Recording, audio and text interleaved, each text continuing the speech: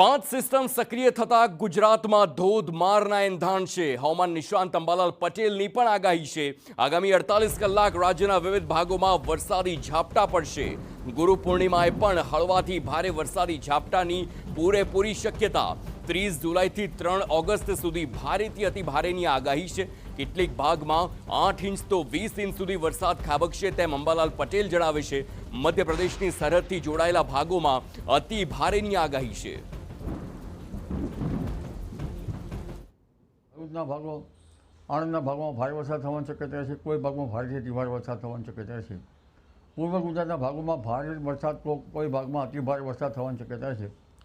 લગભગ કોઈ ભાગમાં હળવા મધ્યમથી લઈને 8, 10, 15 અને 20 ઇંચ સુધીનો વરસાદ થવાની શક્યતા રહે।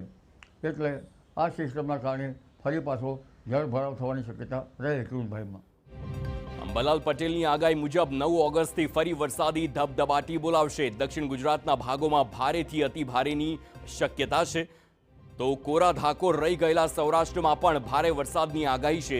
સમગ્ર ઓગસ્ટ મહિના દરમિયાન ગુજરાતમાં સારો વરસાદ પડે તેવા એંધાણ।